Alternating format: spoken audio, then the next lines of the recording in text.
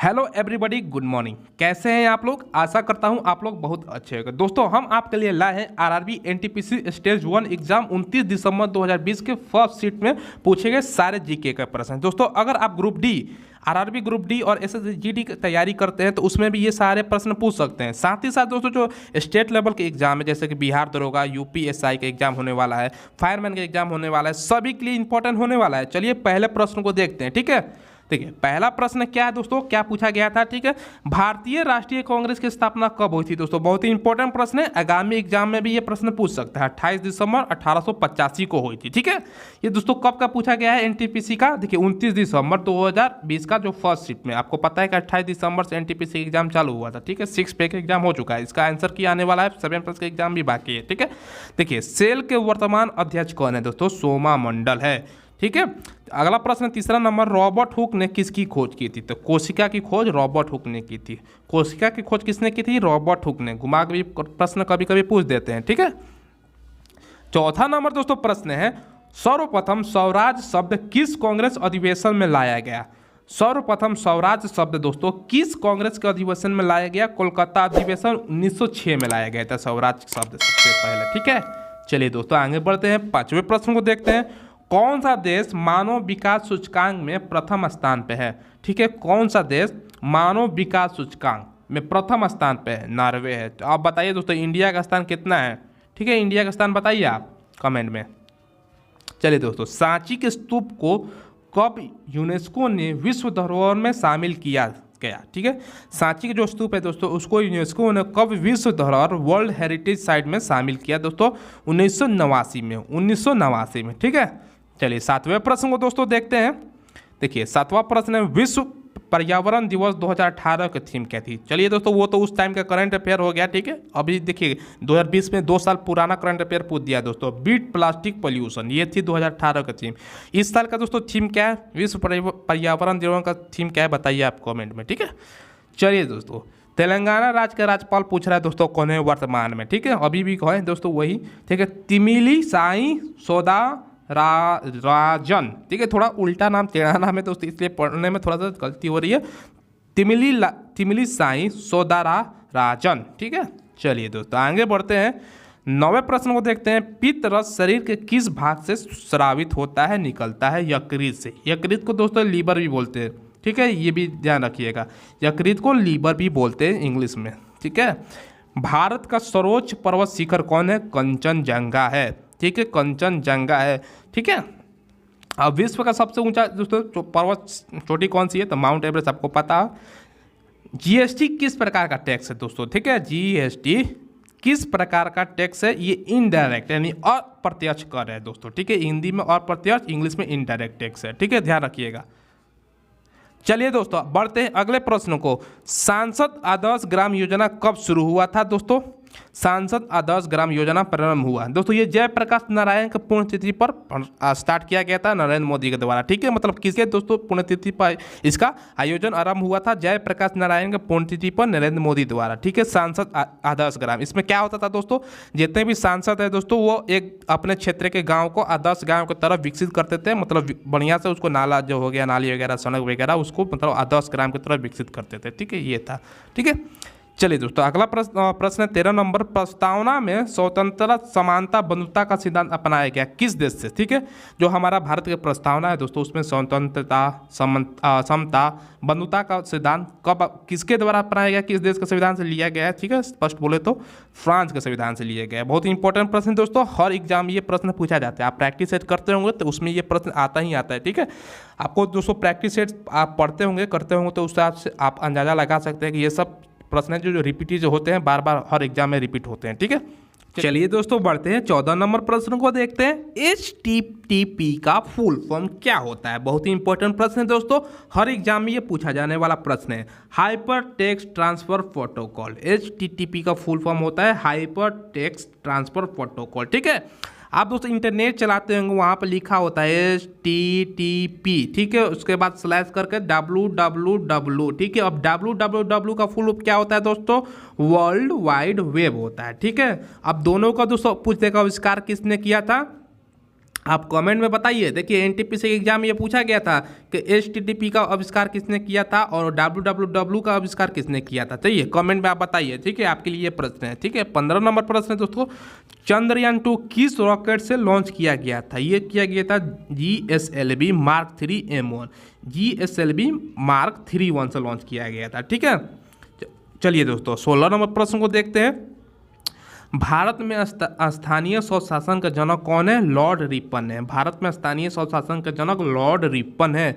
ख्वाजा मोइनुद्दीन चिश्ती का दरगाह कहाँ पे है दोस्तों? चलिए बताइए। ख्वाजा मोइनुद्दीन चिश्ती का दरगाह अजमेर राजस्थान में। कहाँ है? अजमेर राजस्थान में। ठीक है, अगला प्रश्न है दोस्तों, प्रधानमंत्री कौशल विकास योजना किस मंत्रालय ने जारी किया है? ठीक है, प्रधानमंत्री कौशल विकास योजना किस मंत्रालय की योजना है? स्किल डेवलपमेंट एंड एंटरप्रेन्योरशिप मंत्रालय, स्किल डेवलपमेंट एंड एंटरप्रेन्योरशिप मंत्रालय की है। ठीक है, ये 19 नंबर प्रश्न को देखिए, एटीपी का फुल फॉर्म पूछ रहा है दोस्तों, क्या होगा? एंडेनोसिन ट्राइफॉस्फेट होता है। ठीक है, बहुत ही इंपॉर्टेंट प्रश्न है दोस्तों, एटीपी का फुल पूछ रहा है तो इसको याद कर लीजिएगा, एग्जाम में आने की 100% संभावना है। ठीक है, चलिए दोस्तों बढ़ते हैं 20 नंबर प्रश्न को देखते हैं दोस्तों, कच्चे माल की निकटता पर निर्भर नहीं है। कौन सा उद्योग निर्भर नहीं है दोस्तों?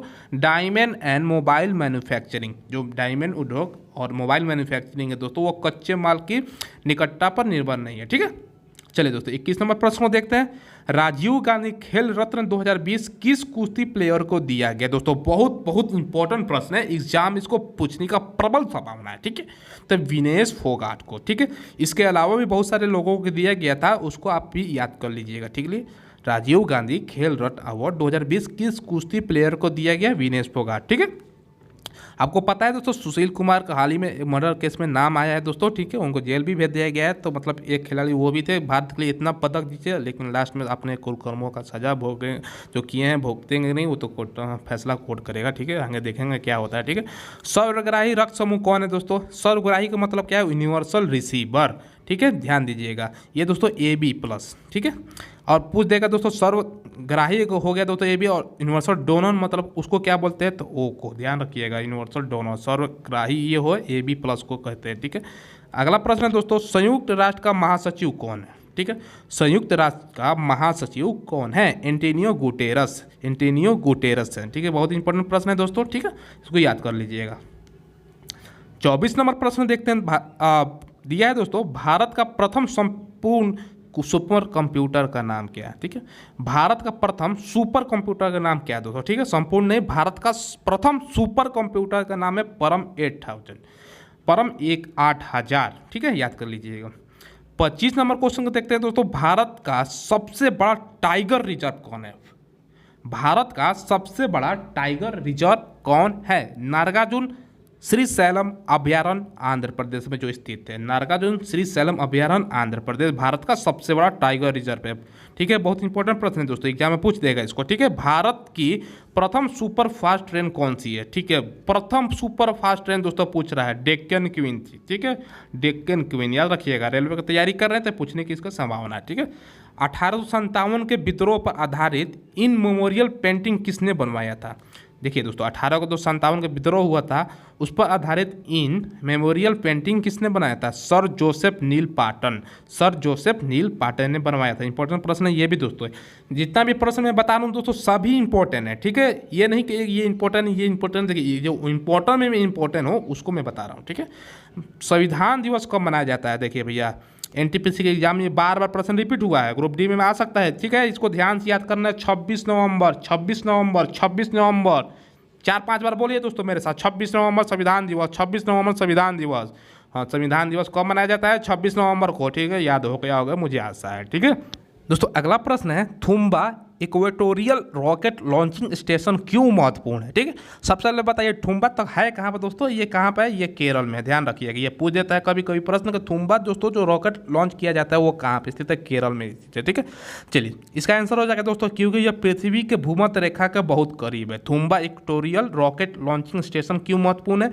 ये इसलिए महत्वपूर्ण है क्योंकि ये पृथ्वी के भूमध्य रेखा के बहुत करीब है। देखिए केरल का नक्शा आप देखिए दोस्तों, भारत का कितना किस साइड में है। ठीक है, उससे याद हो जाएगा आपको। ठीक है, देखिए कौन वेब ब्राउजर नहीं है? ठीक है, गूगल तो दोस्तों सर्च इंजन है। ठीक है, गूगल तो सर्च इंजन है, हम लोग सर्च करते हैं भैया बताइए भारत का सबसे बड़ा राज्य क्या है, क्या है, कोई भी प्रश्न हो गूगल से पूछ लेते हैं, भैया गूगल बागे जय हो।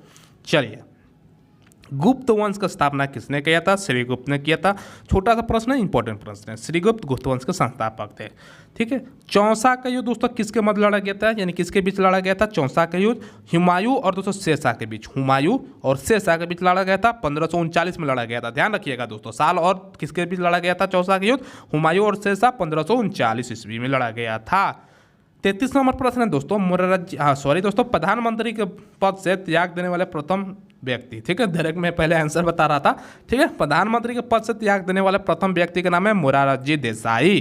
ठीक है दोस्तों, मोरारजी देसाई प्रथम प्रधानमंत्री थे जिन्होंने पद से त्याग दिया था, इस्तीफा दिया था। ठीक है, चलिए दोस्तों 34 नंबर प्रश्न को देखते हैं। कृषि उत्पादन में सिर्फ दोस्तों यहाँ पर सिर्फ नहीं होगा, मिस्टेक है दोस्तों टाइपिंग में। शीर्ष देश यानी प्रथम स्थान पर का देश कौन सा है? ठीक है, ये होगा अमेरिका। ठीक है, कृषि उत्पादन में दोस्तों शीर्ष देश कौन सा है? तो अमेरिका, यानी सबसे ज़्यादा जो कृषि से संबंधित जो चीज़ें होती है दोस्तों अमेरिका में उपजाई जाती है। ठीक है, आज का दोस्तों बस वीडियो में इतना ही रखते हैं। ठीक है, पूरा दोस्तों 34 क्वेश्चन हमने बताया दोस्तों। ये एनटीपीसी के एग्जाम में पूछा गया 29 दिसंबर का, जो ग्रुप डी का एग्जाम होने वाला है दोस्तों उसमें पूछ सकता है। उसके अलावा एसएससी जीडी और उसके अलावा दोस्तों जो बाकी यूपीएसआई का एग्जाम है, बिहार एसएससी का एग्जाम है, एमपी पुलिस, हरियाणा पुलिस, कोई भी दोस्तों गवर्नमेंट जॉब का आप तैयारी करा रहे हैं, ठीक है, कर रहे हैं दोस्तों, तो उसमें ये पूछ सकता है। ठीक है, तो इसके लिए आप सभी प्रश्नों को याद करके बताइएगा आपका 34 में दोस्तों आपका कितना सही हो रहा है, ये भी बताइएगा। ठीक है, और वैसे ही दोस्तों वीडियो पाने के लिए आप मेरे चैनल को सब्सक्राइब करके बेल आइकन को दबा दीजिएगा और अपना दोस्तों बहुत ज़्यादा ख्याल रखिएगा। वीडियो को लाइक भी करके